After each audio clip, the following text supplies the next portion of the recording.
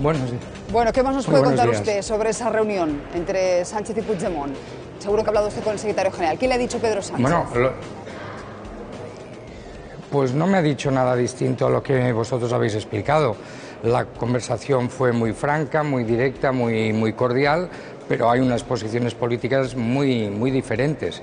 Lo que pasa es que es verdad que para mucha gente no hay forma de resolver este problema sin hablar, y se llevaban 5 años sin hablar los gobiernos de Cataluña y de España, y merece la pena que si hay un cambio de gobierno sea para tener un gobierno capaz de dialogar. Solo a partir del diálogo podremos encontrar soluciones. Nos dice usted que llevaban 5 años sin hablar los gobiernos de España y de Cataluña, como si ayer Pedro Sánchez hubiese hablado en nombre del gobierno de España. Se lo digo porque hay quien critica que precisamente haga eso, que de tanto jugar a ser presidente se lo ha creído. Vamos a escuchar cómo se refería a esta reunión Pedro Sánchez.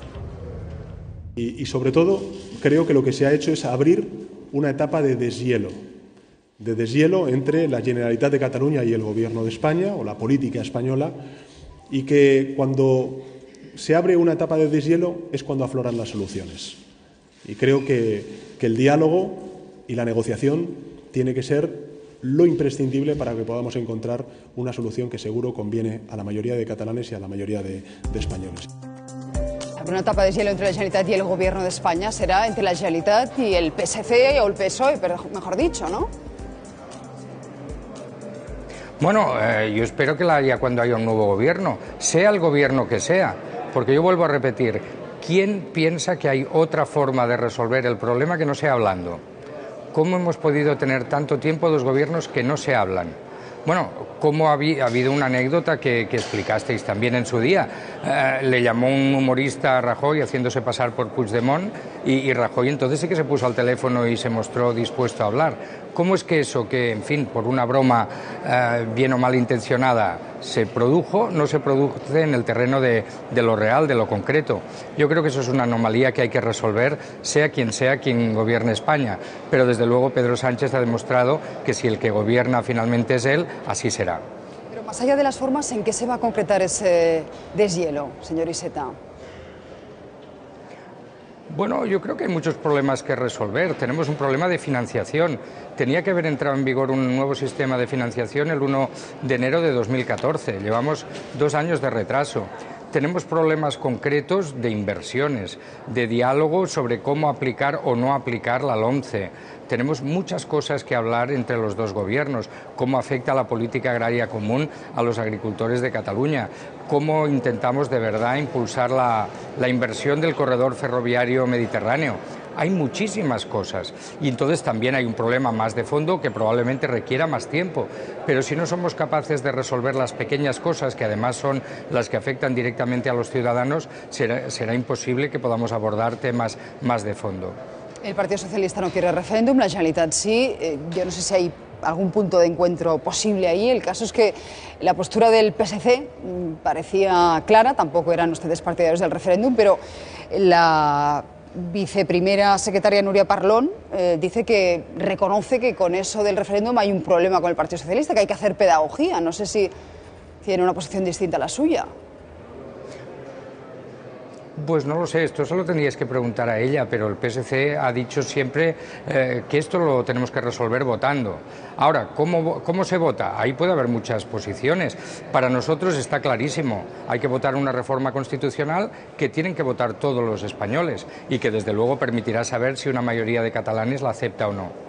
Déjame que le pregunte a Bernat de Deu, que nos atiende desde Barcelona. Bernat, lo que no vemos es mucho interés por parte de los partidos independentistas en esa España federal que defiende el Partido Socialista, ¿no?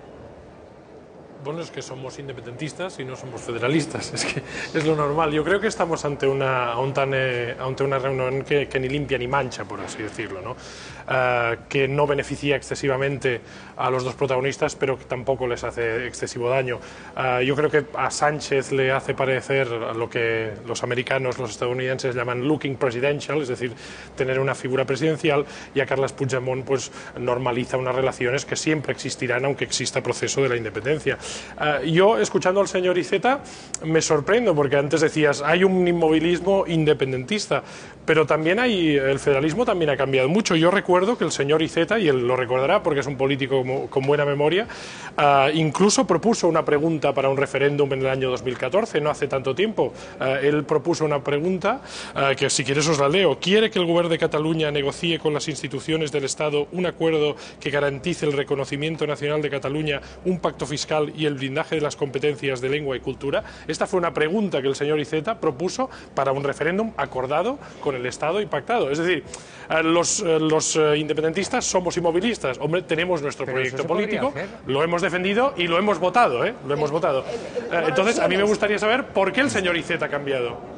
Señor Iceta, ¿qué responde usted? Y luego me gustaría saber, perdona Susana, también, cuáles son los detalles de este programa federal del cual Pedro Sánchez solo habla y al menos el señor Iceta concretaba. Él hablaba de competencias, de pacto fiscal, de cultura. El señor Sánchez es que no nos ha dicho nada de la oferta federal que quiere dar a los catalanes. Entonces, claro, hacernos federalistas en base a una oferta que no conocemos, pues claro, tú compras las ofertas en el supermercado y te explican, no sé, si hay un 3x2 o si te llevas 2x1. Cuando la oferta federal es una oferta sin contenido, pues cuesta un poquito, la verdad. No, vamos a ver, lo primero es que la pregunta que yo formulaba se puede formular. Es que si dos gobiernos se ponen de acuerdo en convocar una consulta en los términos que yo explicaba, claro que se puede hacer. Ahora, eso no es un referéndum sobre la independencia. Aquí lo que hay que intentar es que las palabras para todo el mundo signifiquen lo mismo. Un referéndum sobre la independencia es una cosa, una consulta para habilitar a un gobierno a abrir una negociación es otra, y por lo tanto no confundamos al personal. Y sobre la oferta federal socialista, yo ahí también discrepo de Bernat de Deu. Tenemos un documento acordado en Granada donde detalla lo que nosotros proponemos, y ahí se habla del reconocimiento, de incorporar los derechos históricos de Cataluña a la Constitución, se habla de cómo distribuir mejor las competencias para evitar duplicidades, interferencias y conflictividad competencial, se habla de cómo incorporar criterios como el de la ordinalidad a la financiación, y se habla de cómo hacer que las comunidades participen del gobierno del conjunto de España a través de un Senado federal. Por lo tanto, nosotros hemos explicado muchas veces lo que proponemos. Lo que pasa es que tampoco queremos engañar a nadie. Una reforma constitucional hay que acordarla entre muchos, y por lo tanto lo que nosotros proponemos es relevante, pero lo que será relevante de verdad es lo que seamos capaces de acordar entre todos, y ahí estamos. Quiero preguntar por el Gobierno de España. Usted siempre ha sido partidario de un pacto de izquierdas, un pacto a la valenciana, que diría Podemos. ¿Qué posibilidades ve hoy por hoy a ese pacto? Vamos a ver, yo me he definido públicamente en favor de un pacto simultáneo con Podemos y Ciudadanos. Hasta ahora solo ha sido posible establecerlo con Ciudadanos, pero eso es un pacto insuficiente. Por lo tanto, hay que desplegar la máxima inteligencia para asociar también a Podemos a ese pacto que haga posible la investidura.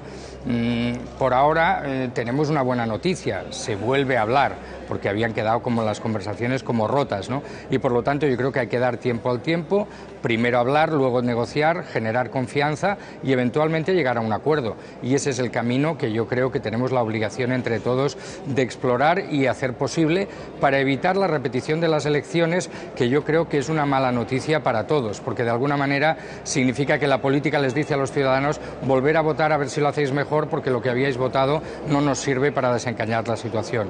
Yo creo que es un mal asunto, que es preferible que los políticos hagamos el máximo esfuerzo por traducir la voluntad ciudadana en un esquema de gobierno sólido. Pues señor Iceta, muchísimas gracias. Voy a preguntar a la mesa si comparten ese optimismo. Decía el señor Iceta, por lo menos vuelven